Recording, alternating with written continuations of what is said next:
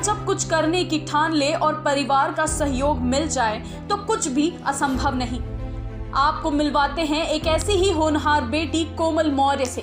रायबरेली जिले के गुरवारा गांव में एक किसान परिवार में कोमल का जन्म हुआ। परिवार की माली हालत ज्यादा ठीक ना थी, पर सपना कुछ करने का था। सपनों की उड़ान के लिए जरूरत थी किसी के गाइडेंस की, यानी कि देखरेख की। फिर कोमल को सहारा मिला वॉलीबॉल कोच ऋषि मौर्य से। फिर क्या था, कोमल की दिन रात की मेहनत और ऋषि मौर्य का गाइडेंस, और फिर हर दिन खेल में निखार आता गया, या यूं कहें कि जिंदगी में ही निखार आता चला गया।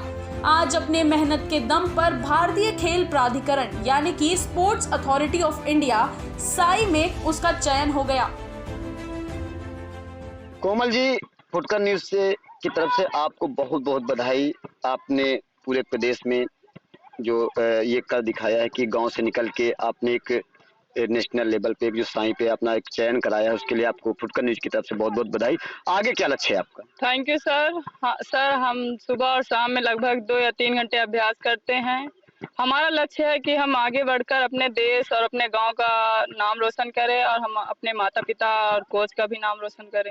हमारा यही लक्ष्य है। अगर बात करें ग्रामीण स्तर, तो ग्रामीण स्तर में अक्सर देखा जाता है कि लड़कियों को खेल के प्रति बहुत कम लगाव होता है, तो ऐसे में आपको कैसे मोटिवेशन मिला और कौन है आपके आदर्श? जैसा कि यहाँ पर गांव में बच्चियों को बहुत कम खेलने को मिलता है और लोग खेलने के लिए भेजते भी नहीं, लेकिन अब ये देखने को मिलता है बच्चियों को घर वाले यानी कि बाहर भेजते भी हैं और सब लोग का सहयोग भी मिलता है। जैसा कि हमारे कोच जो हैं मिस्टर ऋषि भैया, उन्हीं की वजह से हम लोग यहाँ तक पहुँचे हैं।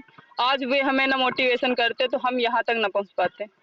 अगर बात करें प्रैक्टिस की, तो आपको लगभग कितना समय हो गया प्रैक्टिस में यहाँ पे इस स्टेडियम में? जैसा कि अभी हमें ज़्यादा समय नहीं हुआ, अभी 1 साल 1.5 हुए हैं, ज़्यादा टाइम नहीं हुआ है।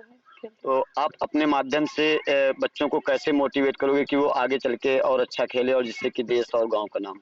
जैसा कि हमारे कोच ने हमारे लिए इतना कुछ किया, हम भी चाहते हैं कि हम आगे बढ़कर अपने से भी ज़्यादा करें और बच्चियों को सहयोग करें। आपके माता पिता का इसमें क्या सहयोग रहा? हमारे माता पिता का इसमें बहुत ही ज़्यादा सहयोग रहा है। आज वे ना हमें भेजते तो हम यहाँ तक न पहुँच पाते।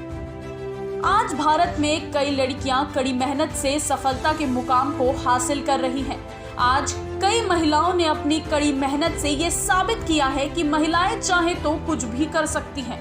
आज महिलाएं भी हर उस काम में महारत हासिल कर रही हैं जिन कामों को कभी पुरुषों के लिए जाना जाता था। कोमल मौर्य अभी 14 वर्ष की उम्र की है। सही देखरेख और प्रशिक्षण मिला तो देश का नाम रोशन करेगी। सबसे पहले तो आपको बहुत बहुत धन्यवाद कि आपने इतनी बड़ी उपलब्धि प्राप्त किया और एक सेना में भी हैं और फौज में भी एक देश की रक्षा करते हैं और गांव के भी बारे में इतना अच्छा सोचा। तो सर आपने आगे क्या प्लान है आपका? Thank you sir. मैं सबसे पहले फुटकर न्यूज को थैंक यू कहना चाहता हूँ। मेरा प्लान यही है कि मैं तो एक सैनिक हूँ, देश सेवा से लेकर समाज सेवा तक करना हमारा कर्तव्य है, यही हमें सिखाया जाता है। अभी हमारी एक बेटी का सिलेक्शन हुआ है रायपुर छत्तीसगढ़ साई ट्रेनिंग सेंटर में। ऐसे ही करते धीरे धीरे हमारी सारी बेटियों का सिलेक्शन होगा और हमारा यही कर्तव्य है कि हम इनको दिन रात ट्रेनिंग करा के इनकी मेहनत को आगे बढ़ाएं ताकि इनका हौसला न टूटने पाए। यह एक सैनिक का धर्म है। अभी अगर बात करें जो अन्य बच्चे खेल रहे हैं तो उनको कैसे आप लोग, क्या प्रक्रिया होती है कि जैसे अक्सर आप लोग देखते होंगे कि गांव से निकलने में और खासकर लड़कियों को बहुत दिक्कत होती है, तो ऐसे में आपने इनके माता पिता को कैसे मोटिवेट किया और कैसे इतनी बड़ी टीम आपने खड़ा कर दिया? क्या इसमें कोई सरकारी सहयोग या कोई भी आपका वो रहा? था तो बड़ा ही मुश्किल काम, लेकिन मुश्किल काम को करना ही एक सैनिक का धर्म है। तो मैंने इस काम को करने के लिए काफ़ी मुश्किलें भी उठाई, काफ़ी घर घर जाके बच्चों को मोटिवेट किया, उनके गार्जियनों को मोटिवेट किया और उनको बताया उनको कि आगे चल के तुम्हारा भविष्य क्या है। किन किन दिक्कतों का सामना करना पड़ा आपको और कैसे आपने उसको हल किया? सर्वप्रथम तो जब ग्राउंड बनाए तो काफ़ी तकलीफ आई, क्योंकि हमारे पास अभी ग्राउंड चलाता हूँ पिछले 10 सालों से। अभी तक मैं जिस ब्लॉक में, उस ब्लॉक में मुझे यही नहीं पता कहाँ स्पोर्ट्स का क्या है, कोई खेल कूद की सामग्री कहाँ से आती है, क्या प्रधान का क्या कुछ, अभी तक मुझे तो 10 सालों में पता नहीं चला। सब ये जो आप लोग देख रहे हो कि एक सैनिक अपने खुद की पेमेंट से चलाता है, जो कि राष्ट्रीय राइफल जैसी जगह नौकरी कर रहे हैं बॉर्डर में, जम्मू कश्मीर में, आतंकवादियों के गढ़ में, फिर भी हम उस बात को नहीं सोचते। हमें सोचते कि हमारी तकलीफ से अगर बच्चे आगे बढ़ते हैं तो हमें तकलीफ उठा लेना चाहिए। कोमल के पिता खेती करके जो सब्जी उगाते हैं उसी को बाजार में बेचकर अपना परिवार चलाते हैं। इनका पूरा परिवार खेती पर ही निर्भर है।